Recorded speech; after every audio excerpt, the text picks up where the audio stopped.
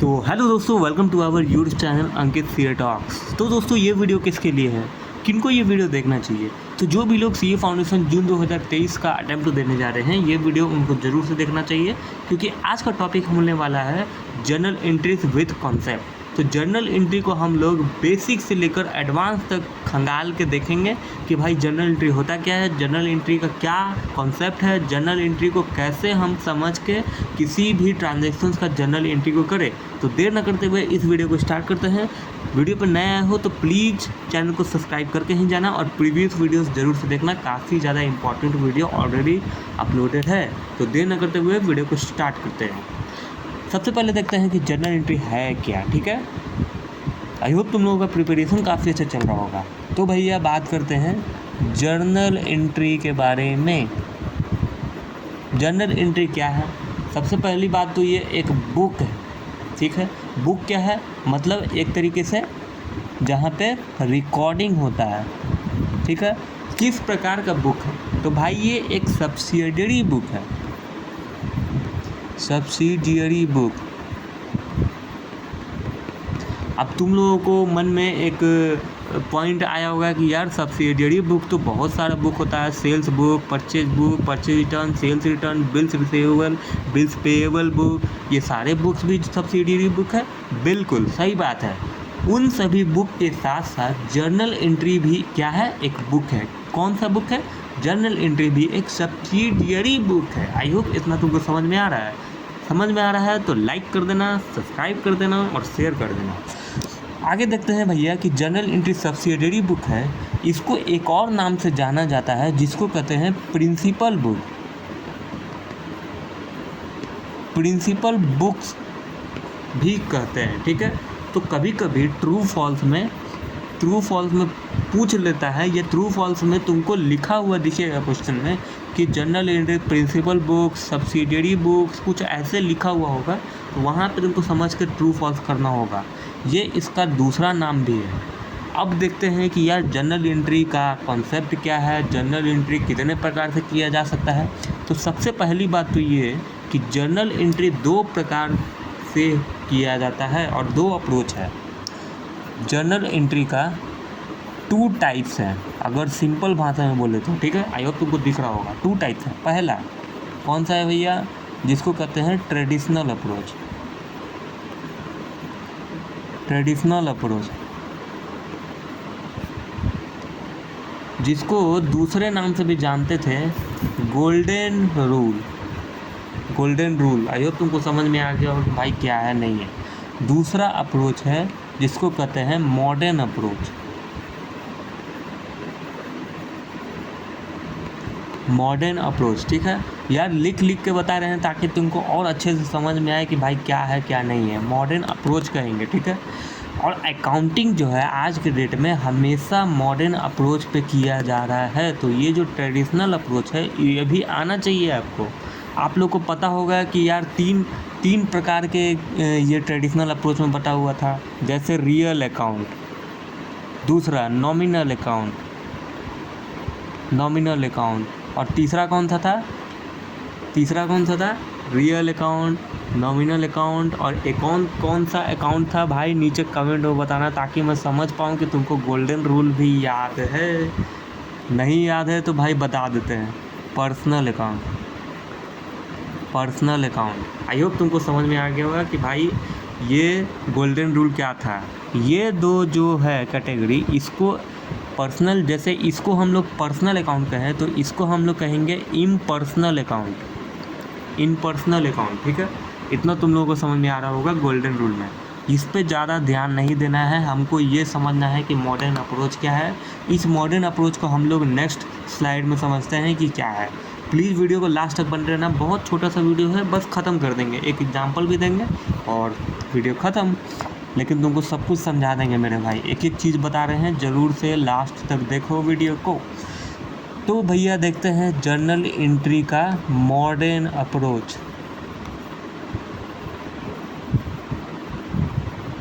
देखो modern approach journal entry का कैसे काम करता है।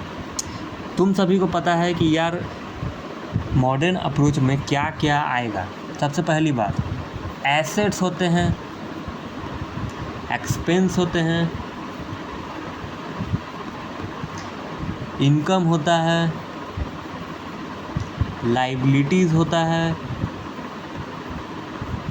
और एक हिडन एस्पेक्ट भी यहाँ पे आता है, जैसे कि एसेट्स में गुडविल, ये भी एसेट्स है, ठीक है। अब हम लोग देखते हैं कि इनकम और लायबिलिटी के बाद एक और हिडन एस्पेक्ट है कैपिटल। जी हाँ, कैपिटल भी क्या है, लायबिलिटी है, ठीक है। तो यहाँ पे मॉडर्न अप्रोच समझने का मतलब ये है कि भाई कैसे हम लोग करें। जब भी कोई भी ट्रांजैक्शन तुम कर रहे हो जिससे लगता है कि तुम्हारा एसेट्स बढ़ रहा है, ठीक है, तुम्हारा एसेट्स बढ़ रहा है, तो इसको हम लोग रिकॉर्ड करेंगे डेबिट साइड। और जब भी कोई ट्रांजैक्शन कर रहे हो जिससे लग रहा है कि तुम्हारा एसेट्स घट रहा है तो वो जाएगा क्रेडिट साइड। आई होप तुमको समझ में आ रहा है। अब सिमिलरली ऐसे ही एक्सपेंस में होगा। कोई ट्रांजैक्शंस कर रहे हो, लेट सपोज कोई ट्रांजैक्शंस किए कि तुम परचेज किए, तो तुम्हारा खर्च बढ़ रहा है, तुम्हारे जेब से पैसा निकला, दूसरे को तुम पैसा दिए, तुम्हारा खर्च बढ़ा। तो यहाँ पे जब खर्च बढ़ेगा तो इसको भी डेबिट साइड रिकॉर्ड करेंगे मेरे भाई, और घटेगा तो similar credit side. I hope तुमको इतना समझ में आ रहा है। अब देखते हैं कि यार गुडविल क्या है। तुम सभी को पता है कि गुडविल एक एसेट्स है। कौन सा, किस प्रकार का एसेट्स है भाई? ये इंटेंजिबल एसेट्स है, मतलब कि जिसको ना देखा जा सकता है, ना छुआ जा सकता है, लेकिन महसूस किया जा सकता है। कैसे? जैसे कोई बिज़नेस है, बहुत समय से चलता आ रहा है और बहुत नाम है, बहुत फेमस हो गया है और बहुत रेवेन्यू जनरेट कर रहा है, तो उस बिज़नेस का एक वैल्यू है, उसी को एक प्रकार से कहते हैं गुडविल, ठीक है। तो ये भी हमारा एक एसेट्स है। कभी भी लगता है कि समय के साथ गुडविल बढ़ रहा है तो इसको भी डेबिट साइड करेंगे। मान लो किसी बिज़नेस के बारे में कोई अफवाह फैल गया कि यार ये बिज़नेस अच्छा नहीं है, कोई ऐसा एडवर्टीज़मेंट आ गया है, कोई ऐसा मतलब कुछ भी ऐसा किया गया है जिससे बिज़नेस का जो वैल्यू है वो घट रहा है, तो भैया गुडविल को घटाएंगे भी, ठीक है। आई होप तुमको समझ में आ रहा होगा। अब देखते हैं कि यार इनकम, लायबिलिटी और कैपिटल क्या है। तुम सभी को पता है कि तुम लोग कभी सेल करते हो तो तुम्हारे जेब में पैसा आता है। तो भाई अगर तुम्हारा इनकम बढ़ रहा है तो इसको रिकॉर्ड करेंगे क्रेडिट साइड, ठीक है। अब मान लो तुमने सेल किया, ठीक है। अब कोई कस्टमर है जो रिटर्न कर दिया तो तुम्हारा इनकम घटा। अब इनकम घटा तो भैया इसको घटा तो इनकम, तो इसको करेंगे डेबिट साइड रिकॉर्ड करेंगे। यही होगा। कोई भी ट्रांजैक्शन से तुम्हारा लगता है लायबिलिटी बढ़ रहा है, जैसे तुमने क्रेडिट परचेज किया तो भाई लायबिलिटी बढ़ गया, हमको पेमेंट देना है बाद में, तो यहाँ पे sundry creditor credit side record होगा ना, यानी कि लायबिलिटी बढ़ गया। और जब तुम पेमेंट कर दोगे तो सन्ड्री क्रेडिटर को भाई डेबिट तो करोगे, यहाँ पे तुम्हारा लायबिलिटी घट गया, डेबिट साइड रिकॉर्ड होगा। अब कैपिटल तुम सभी को पता है कि कोई भी ऑनर होता है वो पैसा लगाता है बिजनेस में, और as per business entity concept तुम सभी को पता है कि ऑनर, प्रोप्राइटर या जो भी है एक इंडिविजुअल, वो सेपरेट लीगल एंटिटी है फ्रॉम बिजनेस। तो हमारा जो अकाउंटिंग ट्रांजैक्शंस रिकॉर्ड होता है वो हमेशा बिजनेस के अप्रोच पे होता है। बिज़नेस को ध्यान में रख के ट्रांजैक्शंस रिकॉर्ड करते हैं, क्योंकि ये accounting business books of accounts में रिकॉर्ड होता है। आई होप तुम लोगों को समझ में आ रहा होगा यार। प्लीज़ लाइक करना, एक चीज़ बताते जा रहे हैं तुमको, एक प्रैक्टिकल एस्पेक्ट। अब देखते हैं कैपिटल है, कोई पैसा लगा रहा है तो भाई बाद में तुमको रिटर्न भी तो करना है। तो मेरा यहाँ पे कोई पैसा लगा रहा है और बिज़नेस को पैसा देना है, तो भाई यहाँ पे मेरा लायबिलिटी बढ़ रहा है, तो कहाँ करेंगे? क्रेडिट साइड रिकॉर्ड करेंगे, ठीक है। और तुम मान लो कोई बिज़नेस से पैसा निकाल रहा है, बिज़नेस से पैसा मांग लिया वापस, ऑनर, बिज़नेस प्रोप्राइटर जो भी इंडिविजुअल है वो बिज़नेस निकाल रहा है, तो यहाँ पे तुम्हारा लायबिलिटी घट रहा है। कैसे?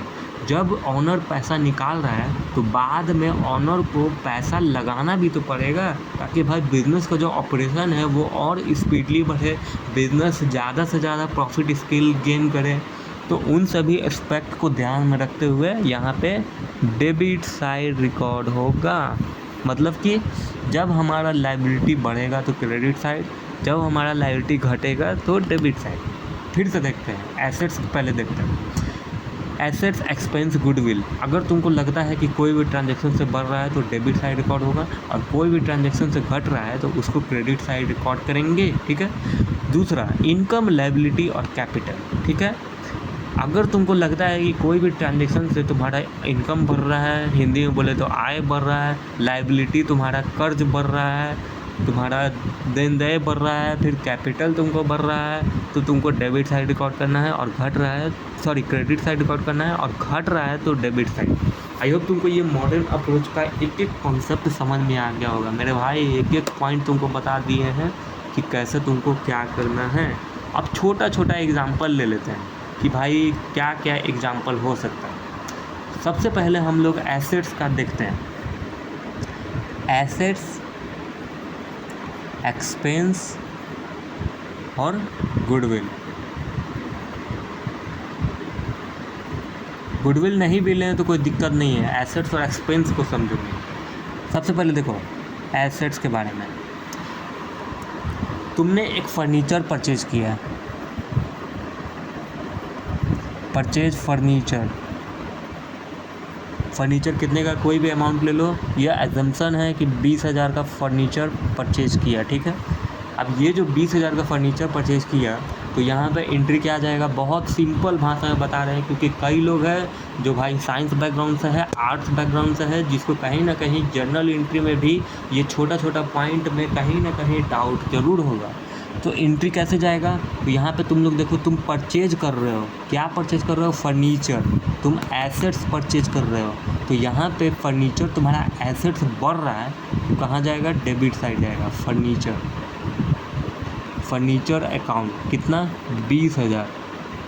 अब लेट से तुम इस फर्नीचर को क्रेडिट में परचेज किए, मतलब उधार परचेज किए किसी भी क्रेडिटर से, किसी भी दुकानदार से, तो यहाँ पे तुम्हारा क्या होगा, क्रेडिटर या फिर शॉप ऑनर नेम, ठीक है। अकाउंट को क्रेडिट कर देंगे 20,000 से। तो यहाँ पे तुम लोग देख रहे हो कि दो एस्पेक्ट ले लिए, तुम्हारा एसेट्स बढ़ा, तुमने फर्नीचर को परचेज किया, तो फर्नीचर एक एसेट्स है, तुम्हारे बिजनेस में फर्नीचर का एसेट्स बढ़ा तो डेबिट कर दिए। और तुम अगर क्रेडिट उधार किसी से परचेज किए थे तो भाई तुमको पेमेंट करना है, तो यहाँ पे तुम्हारा लायबिलिटी भी बढ़ गया, तो क्रेडिटर को क्रेडिट कर दिए, बहुत सिंपल। सिमिलरली एक्सपेंस को ले लेते हैं। बिजनेस ने सैलरी पे किया कितना, लेट सपोज मान लेते हैं 10,000, ठीक है। 10,000 हम लोग ये एज्यूम कर लिए, यह एजम्पशन का फिगर, ठीक है। तो इसका एंट्री कैसे होगा, बिजनेस को पैसे देने हैं, तो बिजनेस के लिए क्या है, ये एक खर्च है, तो क्या हो जाएगा, सैलरी के नाम से तुम्हारा एक्सपेंस बढ़ रहा है, तो डेबिट कर देंगे। Salary account debit. किसको देना है, एम्प्लॉय को देना है, तो तुम उस एम्प्लॉय के नाम भी ले सकते हो, क्योंकि उस एम्प्लॉय के लिए ये इनकम है और बिजनेस के लिए ये खर्च है, इसीलिए डेबिट हुआ। और इसके लिए एम्प्लॉय के लिए ये इनकम उसका बढ़ रहा है, तो इसको क्रेडिट किए, ठीक है। आई होप तुमको समझ में आ गया होगा। अब देखते हैं कि भाई इनकम और लायबिलिटी का क्या केस है। Just a second. Okay, income, liability. अब देखो, लेट सपोज तुमने सेल किया, क्रेडिट सेल किया, कितने का, लेट सपोज हम लोग ले लेते हैं 1 लाख का, ठीक है। 1 लाख क्रेडिट सेल किए, एंट्री क्या जाएगा, ध्यान से समझो, सेल हुआ है, बिजनेस में पैसे आ रहे हैं, बिजनेस के लिए इनकम है, तो सबसे पहले सेल क्या होगा, तो सेल हो जाएगा आपका क्रेडिट, सेल्स अकाउंट। ये मॉडर्न अप्रोच है, समझना होगा कि मेरा इनकम बढ़ रहा है कि घट रहा है। यहाँ पे सेल हुआ है, ठीक है, यहाँ पे सेल हुआ है, तो यहाँ पे करेंगे सेल्स को क्रेडिट, ठीक है। अब देखते हैं कि यहाँ पे भैया मैंने कहा कि क्रेडिट सेल हुआ है, कितना सेल किया है, तो 1 लाख का सेल किया गया है। यहाँ पे दोनों अप्रोच आ जाएगा। यहाँ पे तुम्हारा भैया इनकम बढ़ गया। अब डेबिट क्या जाएगा, क्रेडिट सेल हुआ है तो यानी कि हमको हम किसी को बेचे हैं जिससे हमको पैसा मिलने वाला है, मतलब पैसे मिले नहीं हैं, इन फ्यूचर बिजनेस को पैसा मिलने वाला है, तो वो हमारे लिए एक एसेट बन जाता है, हमारे लिए एक करंट एसेट्स बन जाता है। क्योंकि अगर क्रेडिट सेल किए हो तो बाद में तुम पेमेंट भी तो लोगे, तुम फ्री फोकट अपना माल क्यों बेच दोगे, ठीक है। सेल हुआ तो तुम्हारा इनकम बढ़ गया। अब एक्सपेंस है, यहाँ पे क्रेडिट सेल हुआ है तो भैया यहाँ पे तुमको डेबिट क्या करना होगा, तो सिंपली तुम कर सकते हो ट्रेड रिसीवेबल या फिर डेटर, ठीक है, या फिर कोई भी कस्टमर को जिसको तुम बेचे हो ऑनर नेम किसी भी कस्टमर को बेचे हो उसका नाम से डेबिट होगा और तुमको इससे पैसे लेने हैं, यानी ये तुम्हारे लिए एक एसेट्स है और एसेट्स बढ़ा तो भैया ये डेबिट हो गया, ठीक है। तो दोस्तों ये एग्जाम्पल तुम सभी को कैसा लगा नीचे कमेंट में बताओ, और अगर किसी भी प्रकार का कोई और भी डाउट है तो बताना। आई होप तुमको इस वीडियो से बहुत कुछ सीखने को मिला। प्लीज़ यार वीडियो को लाइक करना, शेयर करना और चैनल पर नया हो तो जरूर से सब्सक्राइब करना। चलिए आज की इस वीडियो को यहीं समाप्त करते हैं, तब तक के लिए जय हिंद।